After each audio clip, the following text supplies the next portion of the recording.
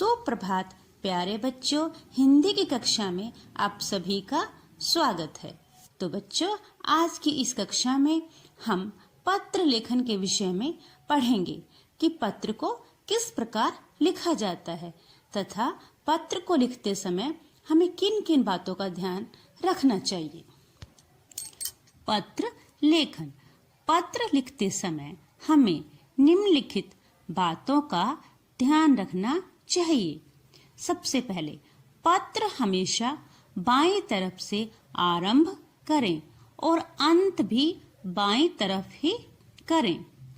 पत्र सुंदर और स्पष्ट लिखावट में होना चाहिए।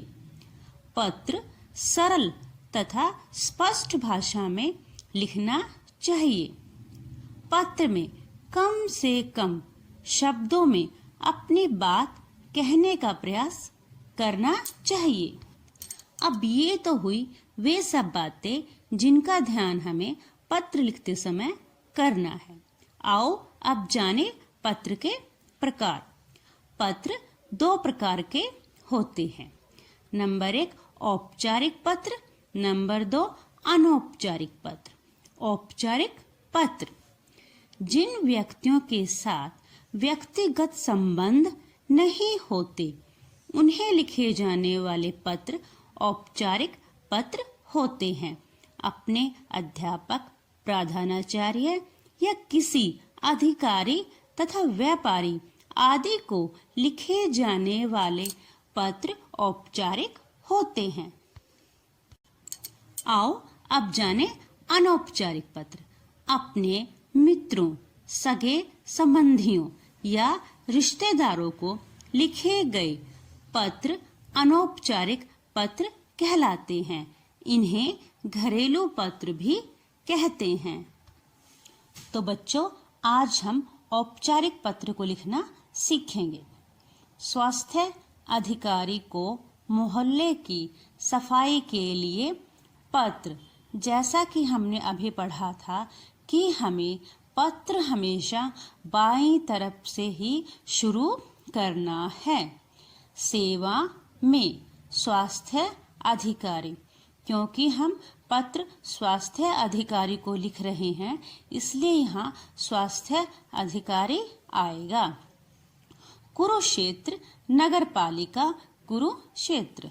दिनांक, महोदय, आपको सूचित करते हुए मुझे बहुत दुख हो रहा है कि मोहन नगर के सिटी पार्क में कूड़े का ढेर लगा हुआ है। नालियों में पानी सड़ता रहता है, अतः यहाँ मच्छर बहुत हो गए हैं, जिसके कारण मलेरिया तथा डेंगू रोग बढ़ रहे हैं। हमने यहाँ के सफाई कर्मचारियों से कई बार इस गंदगी को साफ करने की प्रार्थना की, पर उनके कान पर जूं तक नहीं रेंगती। जूं ना रेंगना एक मुहावरा है बच्चों, जिसका मतलब होता है कि किसी व्यक्ति पर किसी भी प्रकार का कोई प्रभाव ना होना। आपसे प्रार्थना है कि इस क्षेत्र की सफाई की उचित व्यवस्था करें।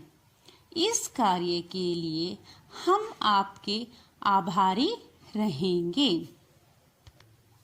बच्चों, पत्र लिखते समय हमें विराम चिन्हों का विशेष रूप से ध्यान रखना है कि हमारी पंक्ति कहाँ से शुरू होकर कहाँ खत्म होती है और जहाँ से दूसरी पंक्ति शुरू होती है।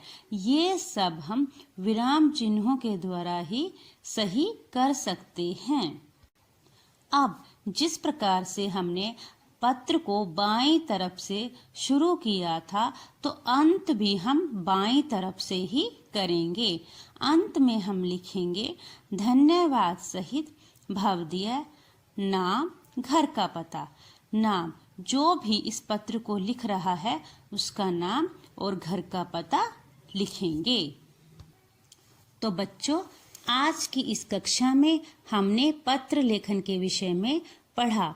आशा करती हूँ कि आप सभी बच्चों को पत्र लेखन अच्छे से समझ में आ गया होगा कि आप किस प्रकार से पत्र को लिखेंगे।